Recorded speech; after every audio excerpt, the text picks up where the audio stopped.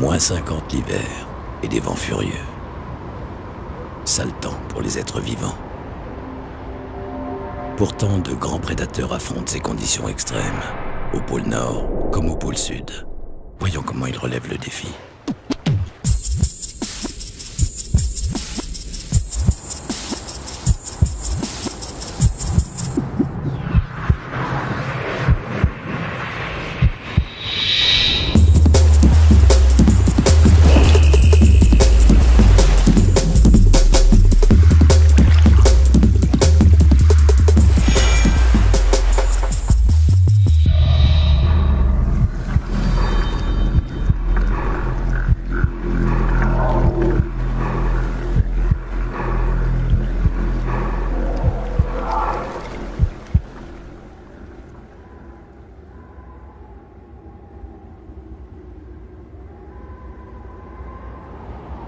Du vent et de l'eau. Voilà de quoi est faite cette étrange planète, le monde polaire, l'univers du froid. Au nord, l'Arctique, le terrain de chasse du grand ours blanc. Ce prédateur accompli parcourt inlassablement la banquise pour débusquer les jeunes phoques cachés sous la surface gelée.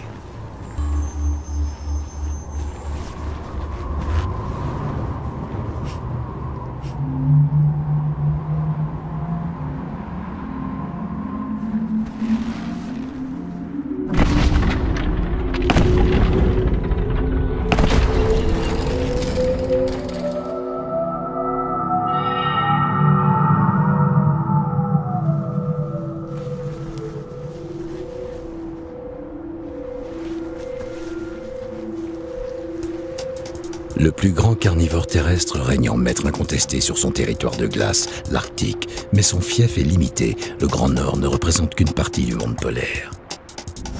Car aux antipodes, très loin des hommes et de leur lumière, s'étend un autre royaume de glace, encore plus froid, encore plus isolé. L'Antarctique, la patrie des manchots. Mais ce n'est là que le petit peuple. Le super prédateur, l'homologue de l'ours polaire, le voici, le léopard de mer. Un phoque géant de près d'une demi-tonne.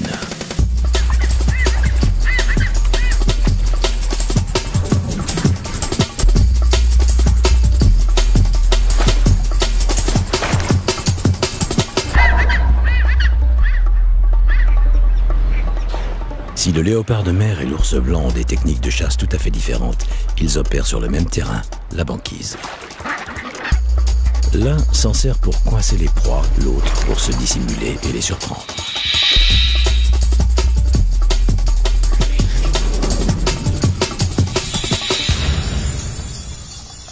En Arctique, l'ours harponne les phoques par le haut. Aux antipodes, le léopard de mer happe les manchots par en dessous. Grosse différence aussi quant à leur régime. Le léopard de mer dispose d'une carte variée et mange à sa faim toute l'année. Pour l'ours polaire, c'est proie unique, du phoque ou rien. Et l'été, eh bien, c'est rien, puisque la glace se dérobe sous ses pieds. Son terrain de chasse se liquéfie.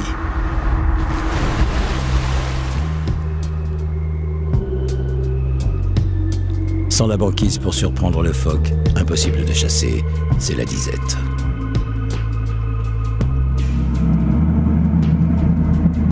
Il n'y a que les grands experts, les chasseurs les mieux adaptés, qui contournent la difficulté et capturent une proie de temps en temps. Les jeunes, eux, survivent difficilement à l'été.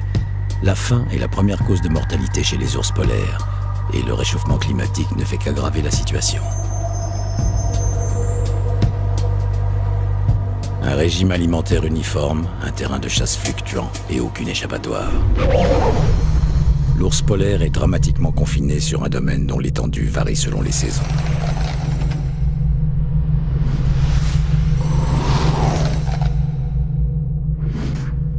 Au sortir de l'hiver, la banquise occupe 14 millions de kilomètres carrés. C'est son étendue maximale. Scellée dans cette chape de glace, l'île norvégienne du Spitzberg. En bordure de l'île, un glacier. Et au pied du glacier, une famille d'ours polaires. Une femelle et ses 2 oursons d'1 an que nous allons suivre pour tenter d'éclairer les enjeux de leur vie en Arctique.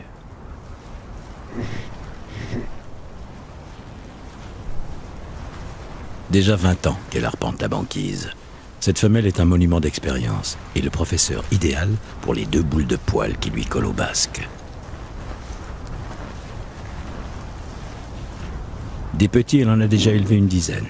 Il faut à peu près 2 ans et demi pour leur donner les clés de la survie, leur apprendre à traquer le phoque, à repérer les plus belles prises. L'ennui, c'est que les seules prises qui intéressent réellement les oursons à cet âge, ce sont les prises de judo.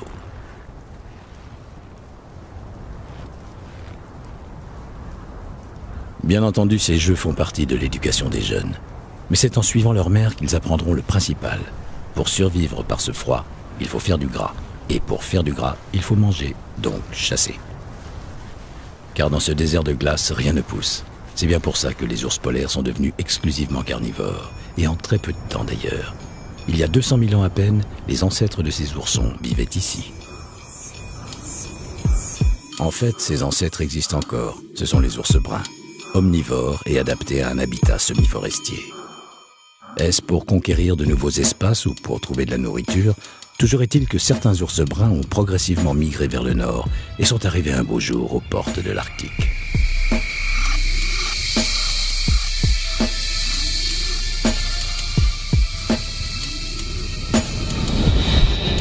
Le premier hiver a dû être dur pour les ours migrateurs.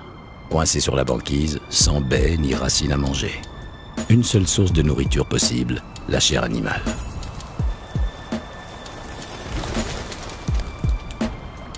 Désormais, tout repose sur la chasse.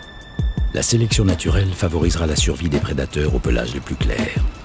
Un camouflage indispensable pour surprendre ses proies. Mais quelle proie?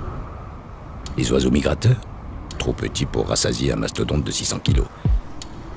Il va falloir trouver plus nourrissant. La voilà la proie rêvée, le phoque. Ces mammifères marins sont nombreux et dodus à souhait. L'ours polaire va se spécialiser dans la chasse aux phoques, ce qui suppose quelques ajustements et remises en question de ses habitudes. Fini l'hibernation, car c'est en hiver que la chasse est le plus facile. Plus besoin de longues griffes pour déterrer les racines. Il faut plutôt des griffes courtes qui accrochent bien la glace et des crocs acérés pour déchirer la chair.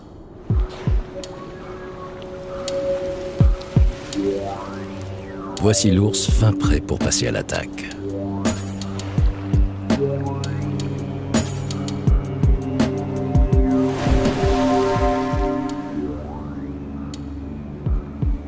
Fin prêt, pas encore. Les armes seules ne suffisent pas pour capturer une proie aussi fuyante. Une stratégie s'impose et il faudra plusieurs millénaires aux ours pour la mettre au point.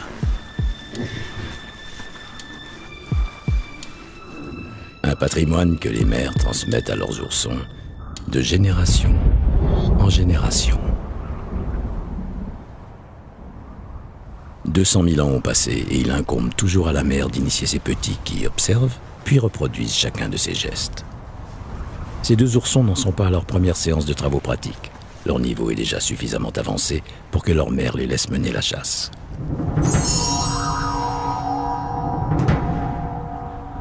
Le terrain, une banquise côtière. Les cobayes, des phoques marbrés prenant un bain de soleil. Parfait pour la chasse à l'affût. L'ours a une bonne acuité visuelle, complétée par une membrane cornée qui atténue la réverbération. Des lunettes de soleil, ingénieuse trouvaille de l'évolution.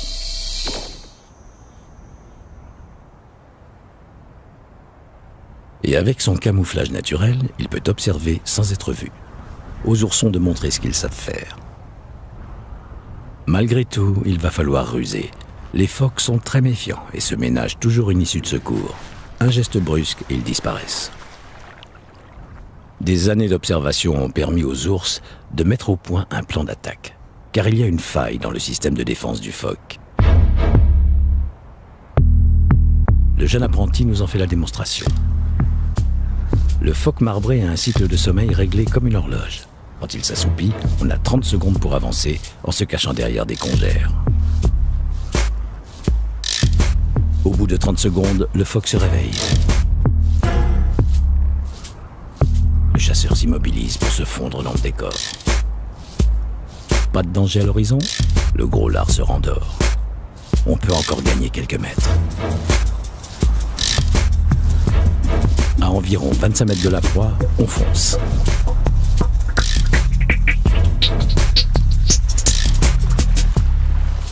« 25 mètres, c'était trop loin, il s'est fait repérer.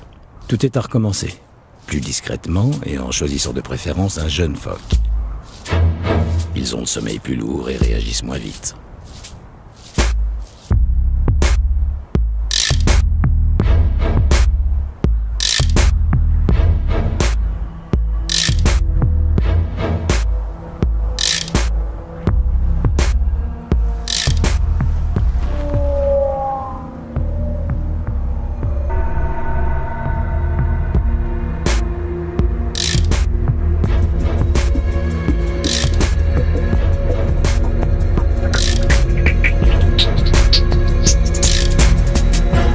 Encore raté. L'ourson est trop impatient et manque d'entraînement. Mais il apprend vite. À 2 ans, il sera capable de tuer un phoque tous les 5 ou 6 jours. Inutile de s'attarder, tous les phoques marbrés se sont retranchés dans leur bunker de glace. La mère a heureusement un plan B, et tant pis si ces 2 apprentis ont décidé de s'accorder une récréation. Elle ira seule. Dans ce chenal côtier entièrement libre de glace, les phoques sont nombreux à venir respirer après un long moment en apnée sous la banquise. Elle semble certaine que des proies s'ébattent de l'autre côté de la couche de glace, à 2 mètres sous ses pattes.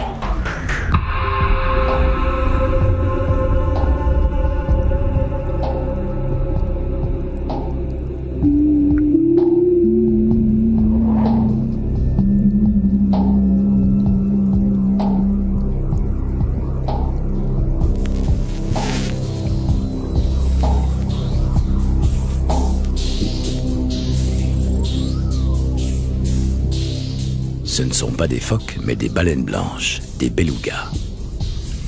Pour un ours, le beluga est une véritable manne alimentaire. Un gros boudin d'1 tonne ou plus, bardé d'une couche de lard de 15 cm. Le gros lot, de quoi rassasier toute sa famille en une seule prise. Seulement voilà, les belugas savent que l'ours patrouille au-dessus de leur tête. Ils éviteront de se montrer.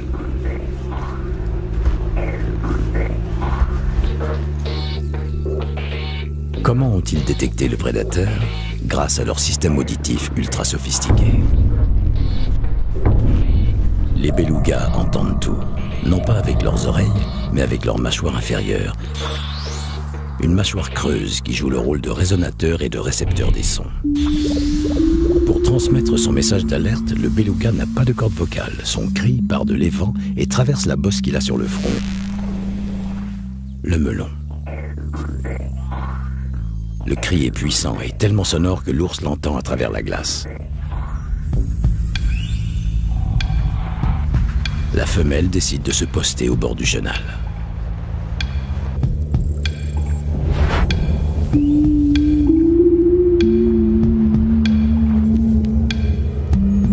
Elle peut toujours attendre. Sachant qu'un ours les guette, les belugas iront respirer plus au large, hors de portée de ses griffes. Adieu les tonnes de graisse. Ce chenal est bien trop vaste. On ne peut surprendre le beluga que dans l'espace restreint d'un petit trou d'eau. Un nouvel échec qui démontre les limites de la chasse à vue face à des proies méfiantes ou dotées de facultés sensorielles.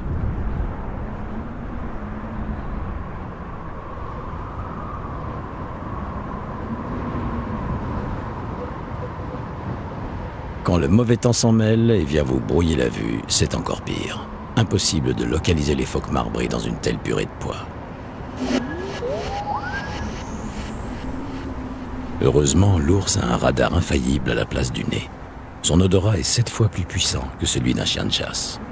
L'air qu'il hume est chargé de messages que son cerveau décode aussitôt pour lui restituer une image olfactive. On peut imaginer qu'il entre alors dans un autre monde fait d'odeurs.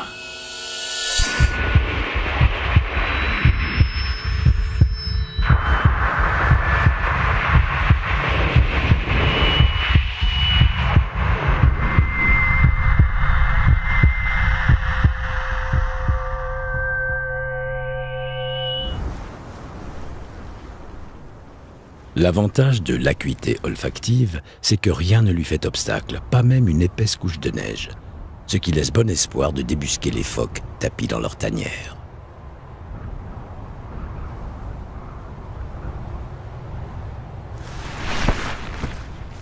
Il y a quelques jours, les mères phoques ont mis bas dans des cachettes creusées par leurs soins sous la glace entre neige et eau, à l'abri du froid et des prédateurs. Précaution nécessaire, mais pas toujours suffisante. Ce parfum, cette odeur musquée, pas de doute, c'est un beau phoque.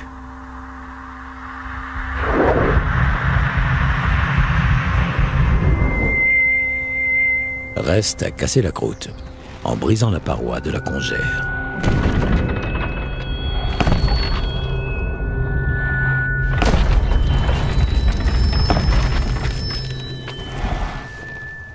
Manque de chance, la glace a résisté aux coups de boutoir qui, en revanche, ont fait fuir la mère phoque et son nouveau-né. Pour les oursons, il s'agit maintenant de répéter ces gestes maintes fois observés.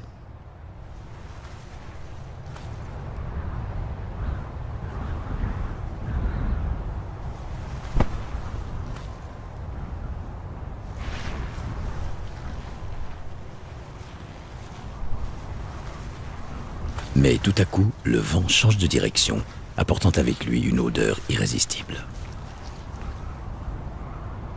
L'ourson se lance le premier sur la piste prometteuse, bien décidé à mener l'enquête avec ou sans l'aval de sa mère. Il peut faire confiance à son flair. S'il y a une proie, même à 30 km d'ici, il la localisera. Reste pour l'heure à trouver des indices. En voici justement un. Du sang de phoque. Là, encore du sang, et une congère défoncée. C'est forcément l'œuvre d'un autre ours. Et d'un grand mâle, à en juger par ses empreintes.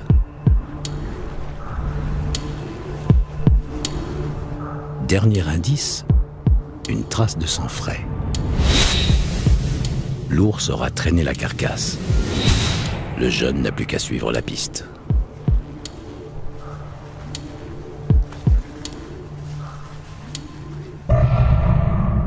La carcasse est bien là, mais elle est gardée par deux cerbères, un mâle d'au moins 600 kilos et sa compagne.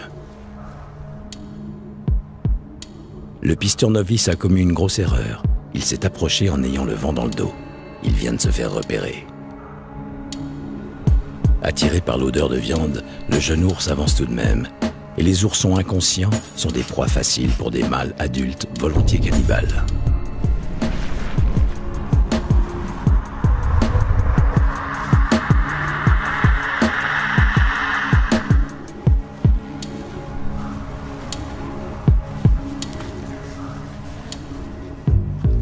Soudain, l'agresseur hésite. C'est que de nouveaux personnages sont entrés en scène.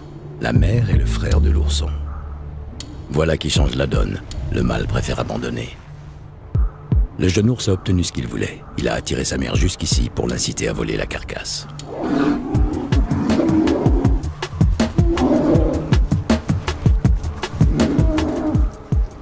Quand une ours a trouvé de quoi nourrir ses petits, elle fait tout pour s'en emparer. Elle pèse 300 kilos et lui le double. Mais devant une telle détermination, il ne fait pas le poids.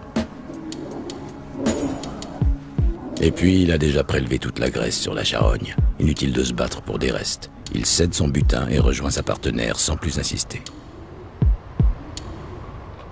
Grâce à cette opération de raquette, la petite famille va pouvoir patienter jusqu'à la prochaine proie. Le stratagème de l'ourson a parfaitement fonctionné. Mais il n'aurait pas pu le mettre en application sans sa mère. Or, celle-ci ne sera pas toujours là. De plus, l'été arrive, et ça va tout changer. Entre avril et juillet, les 2 tiers de la banquise de l'Arctique fondent. Fin juillet au Spitzberg, elle a même complètement disparu. Une catastrophe pour les ours, parce que les phoques leur échappent. Ils dérivent loin vers le nord, sur leur radeau de glace.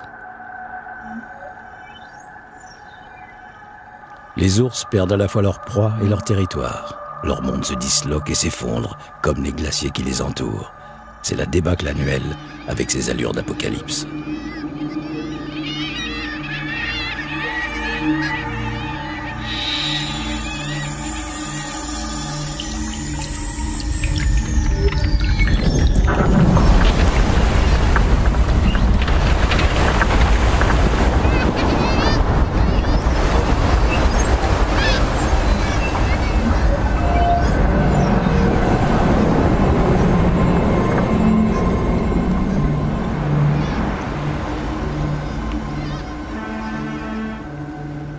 Le premier été en solitaire est une épreuve terrible pour les jeunes. Celui-ci est âgé de 3 ans. Pourquoi est-il seul? Où est passée sa mère? Elle est passée à autre chose, partie fonder une autre famille, en laissant l'ancienne loin derrière elle.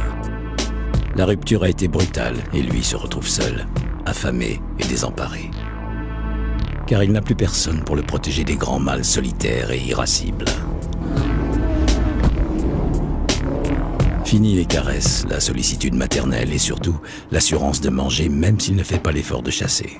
Il pourra vivre un certain temps sur sa graisse tout en mâchonnant des algues pour tromper sa faim, mais pas tout l'été.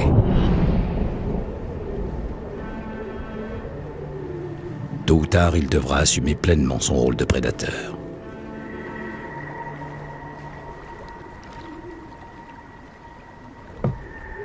Une seule solution pour cela, faire appel à sa mémoire, retrouver les coins de chasse que sa mère lui a montrés ici même l'été dernier.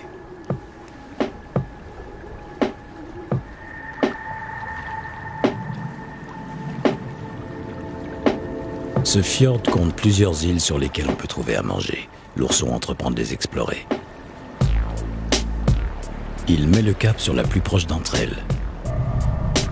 Hélas, un ours adulte y a déjà planté son drapeau et semble prêt à en découdre avec celui qui osera accoster. Les jeunes sont des proies très alléchantes pour de grands mâles opportunistes que la faim rend cannibales. Ce qui sauvera l'ourson, c'est son extraordinaire odorat.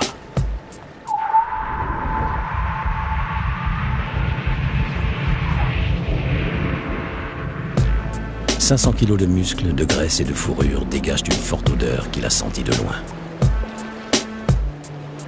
Pas de livraison à domicile pour le colosse solitaire. Le jeune ours s'est ravisé et part en quête d'un autre terrain de chasse.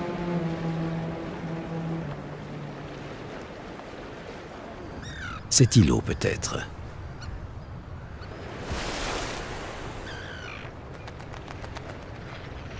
Un délicieux parfum de plumes et de fientes. S'il se rappelle bien une leçon apprise l'an dernier, ça veut dire des œufs. C'est très nourrissant, les œufs. Les trouver? Facile comme tout. Les voler, c'est une autre histoire dans laquelle intervient la sterne arctique. Une vraie harpie quand elle s'y met.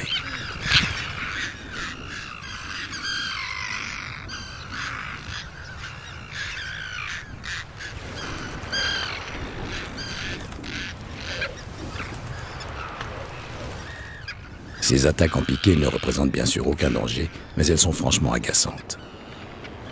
Maudite proie, combien de stratagèmes ont-elles inventé pour éviter de se faire manger? C'est là le plus gros problème des prédateurs, qu'ils soient terrestres ou marins. Prenons les belugas qui croisent dans ces fjords. Avant d'être le repas de gala des ours polaires, ils sont eux-mêmes chasseurs et savent qu'il y a des proies à éviter absolument. Le chabot, aussi doux au palais qu'une pelote d'épingle.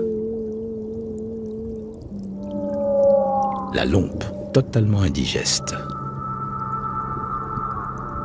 La méduse, 90% d'eau, 10% de venin. On fait mieux comme repas. Ah, voilà qui est plus intéressant. Un flétan. Savoureux, digeste et facile à attraper parce que très lent. Sa lenteur le met d'ailleurs en danger. D'où cette manie qu'il a de s'enfouir dans le sédiment. Ni vu ni connu? À d'autres. Le beluga, lui, voit parfaitement à travers la vase, grâce au formidable système de l'écolocalisation. Le beluga, comme le dauphin, est équipé de ce fameux sonar très performant qui lui permet d'avoir une vision sonore de son environnement. Il émet des ultrasons à travers son melon. Celui-ci agit comme une lentille acoustique qui concentre et projette les ondes sonores en faisceau droit devant lui.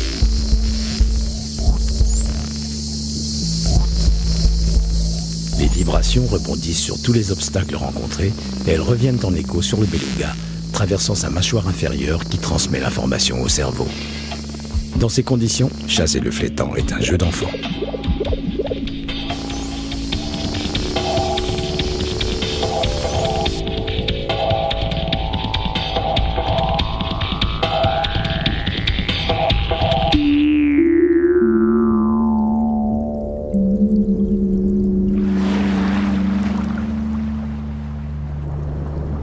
Avec son sonar naturel, le beluga est aussi bien équipé qu'un sous-marin espion.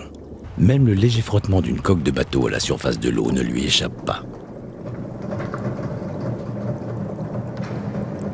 Souvent, les belugas se mettent à suivre ces étranges créatures, mi-poissons, mi-oiseaux. Dans un but bien précis, nous le verrons.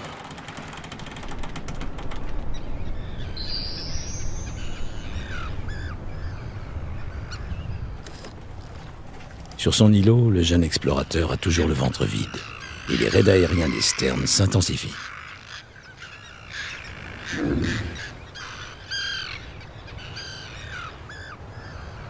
Ça y est, il semble enfin sorti de la zone de tir et arrive dans un bon coin.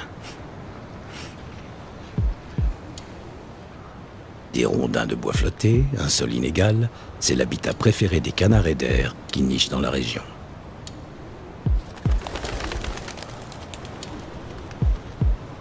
Mais allez donc les dénicher.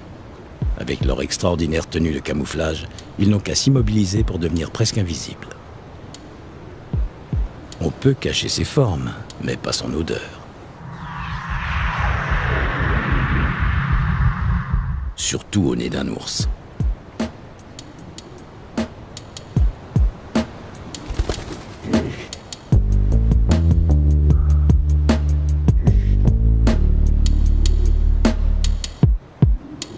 Encore un fiasco.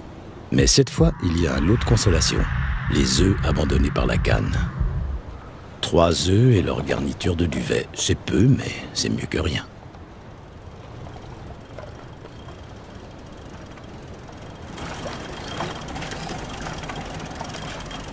Un étrange grincement vient le déranger. À vue de nez, rien de comestible. L'odeur est même franchement nauséabonde.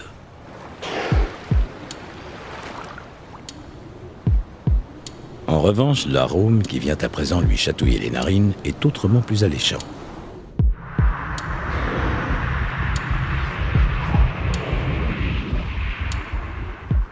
On dirait de l'huile de poisson rance. C'est l'odeur caractéristique du souffle d'un beluga.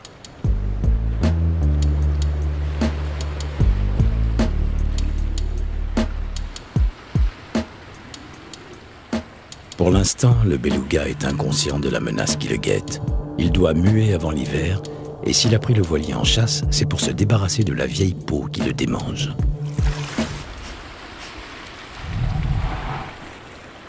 Aucun doute, il y a une baleine blanche dans les environs.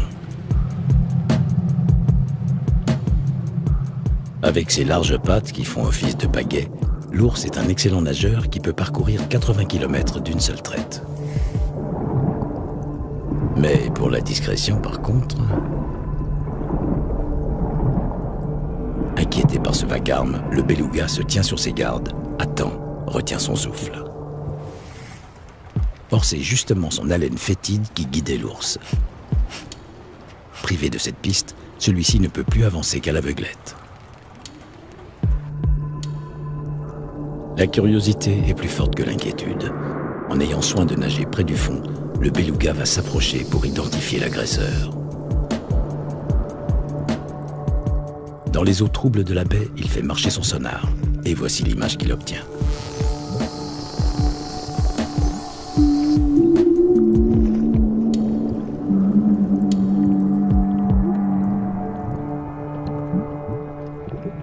Le prédateur est bredouille, une fois de plus. L'été s'annonce difficile. Et il risque de durer encore très longtemps, puisque le réchauffement planétaire repousse maintenant la formation de la banquise jusqu'en septembre. Le jeune ours pourra-t-il vivre jusque-là sur ses réserves de graisse? Rien n'est moins sûr. Mais il semble avoir compris que le plus sage était d'attendre, d'économiser ses forces. Nous verrons si c'est la bonne solution.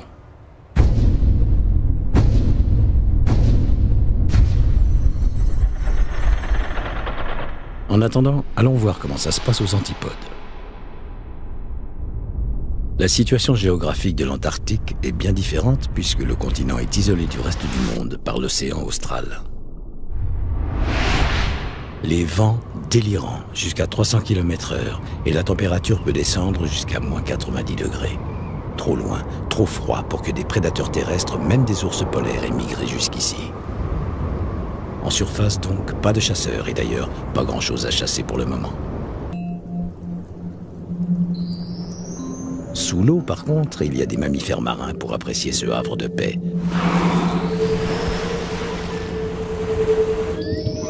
Phoques et baleines de toutes espèces se rassemblent ici pour se nourrir et se reproduire. Et bien sûr, on trouve au bout de la chaîne alimentaire un super prédateur. Il règne dans cette savane sous-marine comme un fauve. Il en a d'ailleurs la souplesse, la puissance et le nom, le léopard de mer.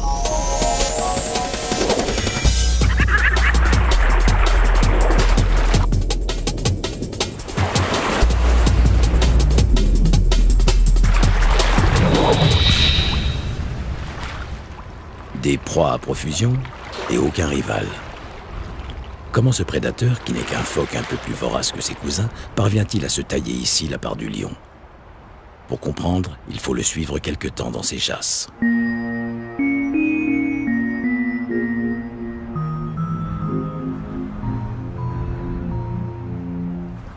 Ce jeune mâle a le même âge que notre ours du Spitzberg, 3 ans. Lui aussi a tout à apprendre, mais vraiment de A à Z, car il n'a reçu aucune éducation de sa mère. Son apprentissage est complètement empirique, une succession d'erreurs de tactique qu'il essaye de ne pas reproduire.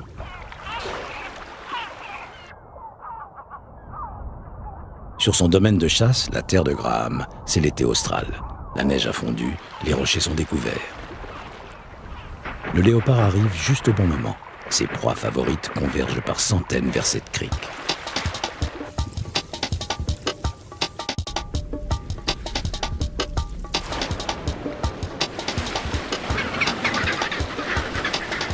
Les manchots accostent toujours sur une pointe rocheuse. Car sur cette terre, recouverte de glace à 98%, les seules oasis sont les rochers. Et les manchots ont besoin pour nicher de ces cailloux avec lesquels ils protégeront leurs œufs des vents violents.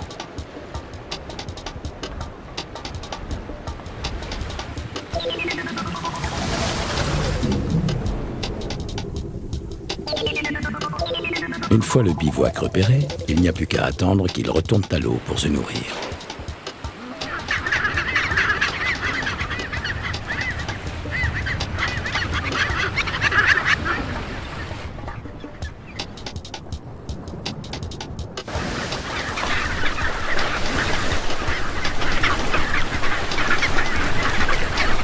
Le léopard de mer se poste en plein milieu de leur trajectoire pour les intercepter.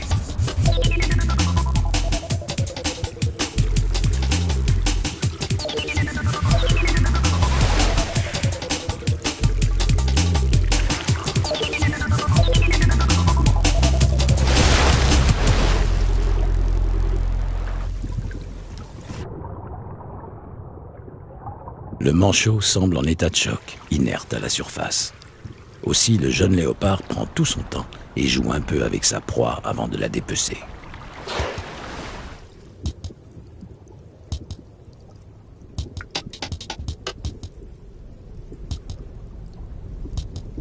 Erreur de débutant.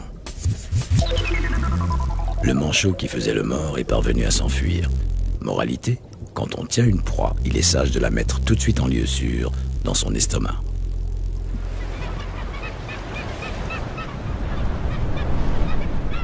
En Antarctique comme ailleurs, les erreurs des uns font le bonheur des autres, notamment de ces amateurs de viande saignante que sont les grands labs.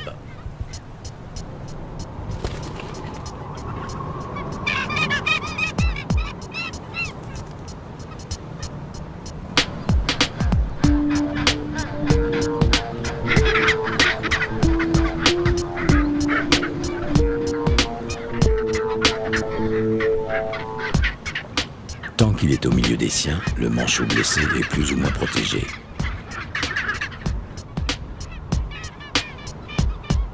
Mais tôt ou tard, à ce jeu macabre, le grand lap gagnera. Ce n'est qu'une question de temps.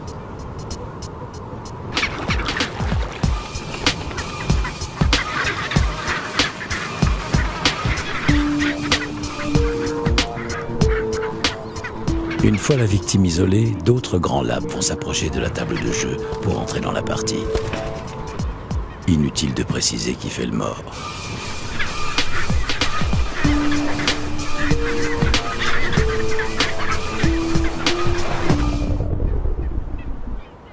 L'Antarctique, c'est donc un oiseau charognard et opportuniste qui joue le rôle du super prédateur terrestre. Et sous l'eau, on retrouve notre caïd, le léopard de mer. Tout comme le beluga en Arctique, le léopard est un mammifère marin adapté à la vie dans des eaux froides. Mais alors que le beluga est confiné sous la surface, le léopard de mer, lui, peut se hisser sur la banquise. Aucun risque d'asphyxie pour le super prédateur de l'Antarctique. Ses dents crénelées, on l'a vu, lui permettent de saisir et déchiqueter les manchots en été, mais elles peuvent aussi filtrer le krill qui abonde sous la banquise en hiver. Ses nageoires antérieures longues et puissantes l'aident à se propulser dans l'eau à 30 km/h, plus vite que le plus rapide des manchots.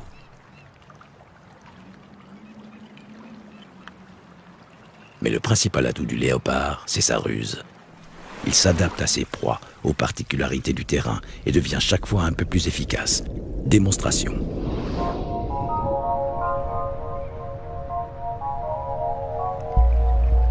Il a décidé de repartir à l'attaque.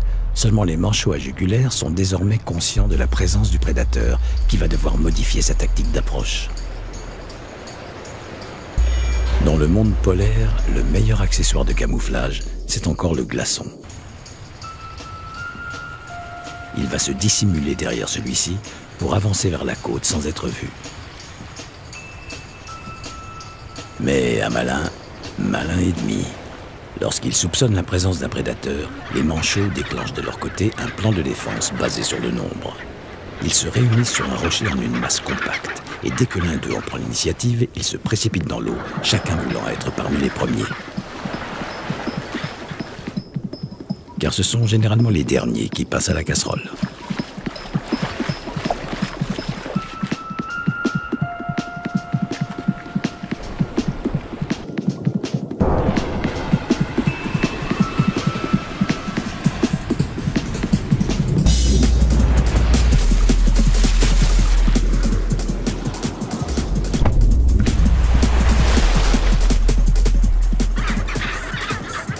Pour ne pas répéter l'erreur de la dernière fois, il s'est jeté sur sa proie avec une fougue spectaculaire.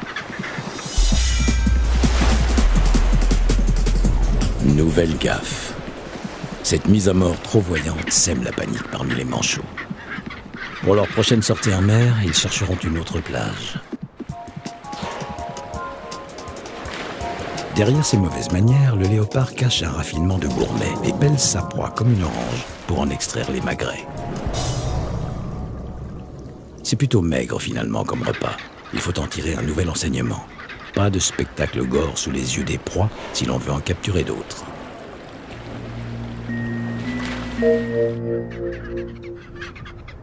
La chasse, c'est épuisant. Et même si son repas était frugal, le jeune léopard a besoin de faire une sieste. Encore faut-il trouver un radeau suffisamment grand et inoccupé. Ici, un congénère en pleine action. Intéressant, mais dangereux. Cette ogresse doit bien peser 400 kilos, le double de notre chasseur. Il n'a pas intérêt à la narguer.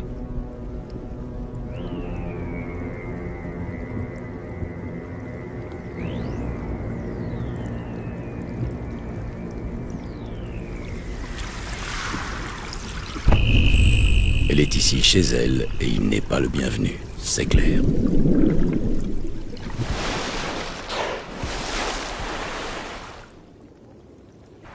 S'approprier un territoire, voilà bien le privilège des adultes. En plein été, ce n'est pas facile pour un petit jeune de trouver quelques mètres carrés inoccupés pour se poser un peu. Les mâles adultes aiment leur tranquillité et peuvent se montrer assez bougons. Seuls les immatures, les adolescents, acceptent l'hébergement en dortoir.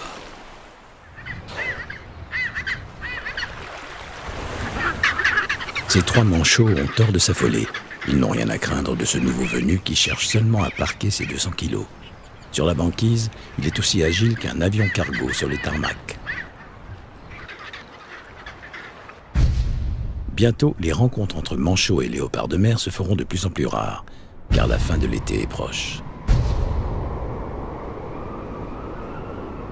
Une épaisse chape de glace recouvrira tout le littoral, et les habitants de l'Antarctique prendront la mer pour de longs mois.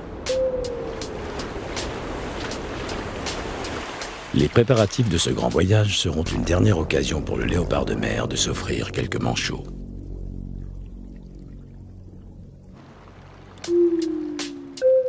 Ça sent nettement l'hiver.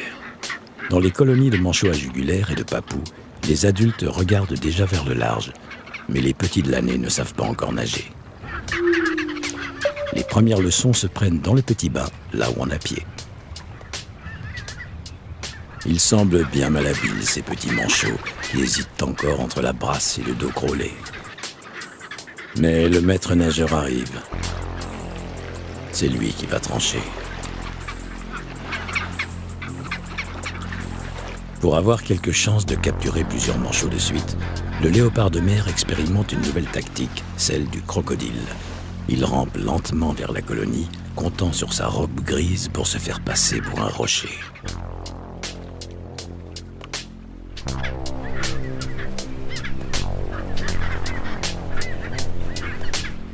Voilà, il s'est infiltré incognito dans la piscine. Maintenant, il faut préparer le kidnapping, c'est-à-dire repérer un bébé manchot isolé, le happer par en dessous et l'emporter au loin en évitant de le faire crier.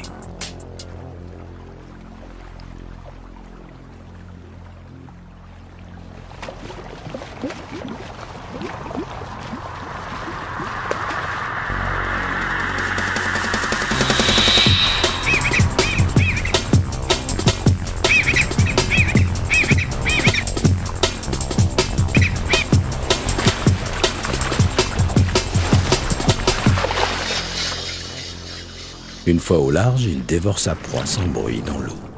La colonie n'a rien vu, rien entendu. Il pourrait y retourner et recommencer le même manège jusqu'à ce qu'il soit rassasié. Bien organisés, les léopards de mer peuvent dévorer une trentaine de manchots par jour. Notons que ces orgies ne nuisent pas aux populations de manchots qui sont très dynamiques. Avec ses talents de chasseur et son étonnante faculté d'apprentissage, le léopard de mer s'est approprié un continent entier et une source de nourriture intarissable, été comme hiver. Une fois les manchots partis, il quittera lui aussi la zone côtière pour aller se gaver de krill. Le super prédateur de l'Antarctique ne risque pas de mourir de faim. On ne peut pas en dire autant de son homologue du Grand Nord.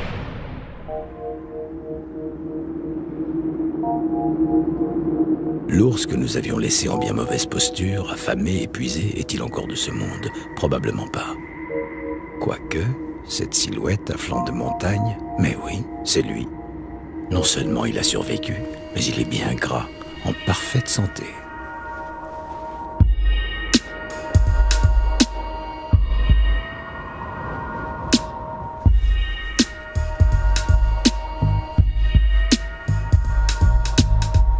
La chasse a donc été bonne cet hiver? Comment s'y est-il pris?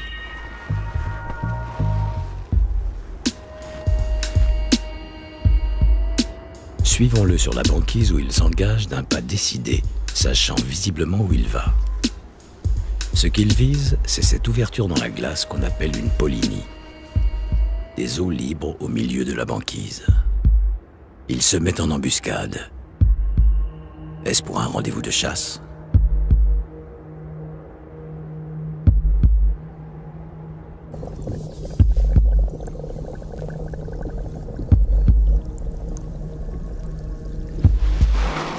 Des belugas. Ce trou est le seul accès à l'air libre qu'il y ait à des kilomètres à la ronde. Ils doivent même se relayer pour venir y respirer tellement la brèche est étroite. Ils sont prisonniers des glaces. Une chance exceptionnelle pour l'ours. D'abord, épuiser les belugas en les empêchant de respirer à plein poumon. Attendre le moment propice, repérer la meilleure proie, attendre encore et plonger comme un harpon.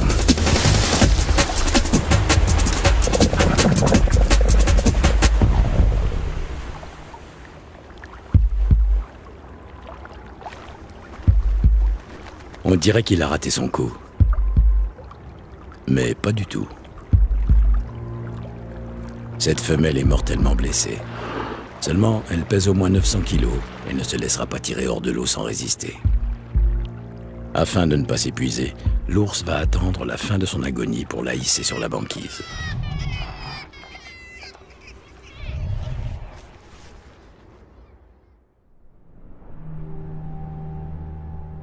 Les 6 mois d'hiver sont presque du passé. Le soleil reprend peu à peu ses droits et avec ce nouveau printemps, revient pour les prédateurs l'espoir de faire de belles prises et pour les charognards de trouver de beaux restes. Car n'oublions pas que l'ours blanc et le léopard de mer sont les derniers maillons d'une chaîne alimentaire à laquelle est attachée toute la vie polaire, maillons qui, hélas, pourraient bien se rompre. Malgré leur ténacité et leur capacité d'adaptation, les prédateurs sont gravement menacés par les activités humaines. Réchauffement planétaire, surpêche, pollution, 3 fléaux du monde moderne qui risquent de causer leur perte et à terme, la nôtre.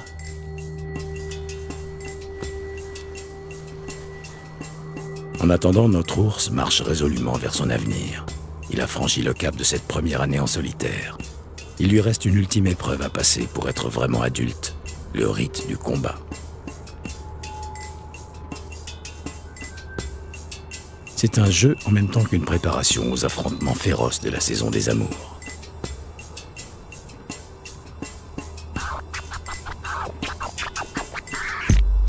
Il hésite. Pour participer à ces joutes, il faut être sûr de sa force.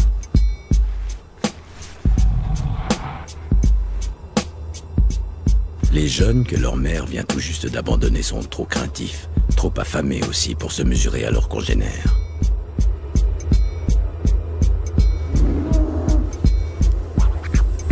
À la première provocation, ils fuient sans demander leur reste. Pour celui qui nous intéresse, c'est l'heure de vérité. Est-il mûr pour ce rite initiatique ?